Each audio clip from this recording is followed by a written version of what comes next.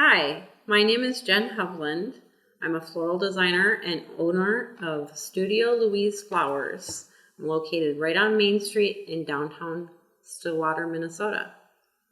Today, I am joining the Minnesota State Horticultural Society and sharing some information on how to design with the flowers that you cut from your garden. You can find more information on their website at northerngardener.org under their resource hub. So the first step when harvesting flowers from your garden, it's a good idea to go out and harvest during the cool time of the day. Take with you a large bucket of water and a sharp, clean pair of scissors or shears. When you cut from the plant, make sure that you cut back to an intersection or just above a leaf to avoid leaving a bare stem on the plant.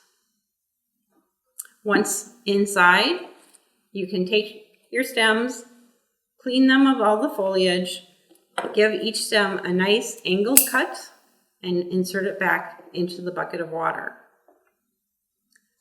Now comes the fun part. Once you're ready to design, make sure you start with a clean vase of water. Fill it all the way up. If you have a floral food packet, it's a good idea to use this. It is a powder, so I've put it in first, and then when I add the water, it'll dissolve. When you're ready to design, I like to start with the foliage. That creates a nice grid framework foundation for my flowers to go in later. I try and use at least 2 or 3 different varieties of foliage just to give some interest. I'm looking for different leaf shapes and different leaf colors and textures. The first foliage I have, this one is actually a floral, which is a florist variety, but you could certainly use a shrub out of your garden. Okay, I have my first foliage in. I'm ready to add the second one. This one is cotinus or smoke bush. A lot of people have this growing in their yards. I am going to remove some of the foliage at the bottom. Never want to have any of the foliage below the water level. All right, now we have a great foundation. Let's add some flowers.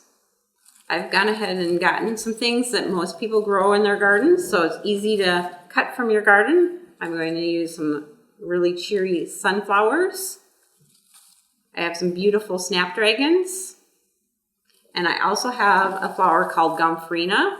You could use straw flower or a little daisy. This is just a kind of a delicate, wispy stemmed little flower as an accent.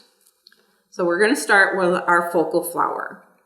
The sunflower is considered a form or a mass flower. It's got a nice round shape. It's a large shape as well. A tip that I can share is if you have your vase close to the edge of your counter, you can hold the flower stem below the counter and get a kind of a visual idea of where your flower head is going to fit into the arrangement.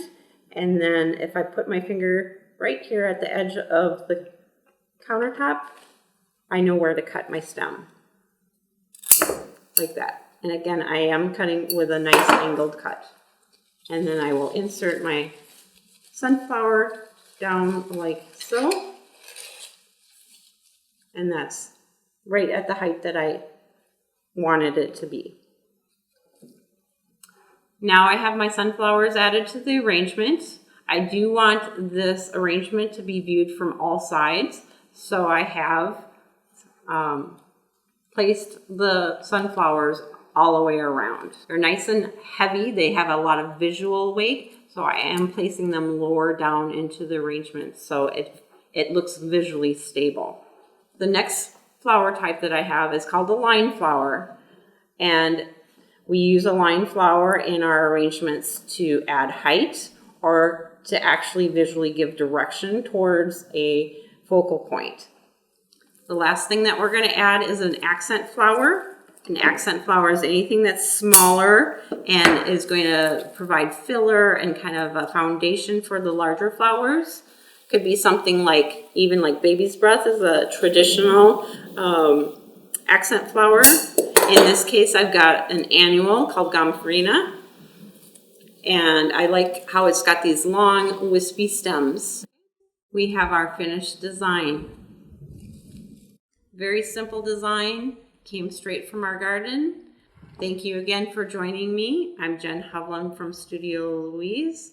I hope you enjoy the fair and have a great time visiting the Minnesota State Horticultural Society's booth here in the Hort Building. Thank you.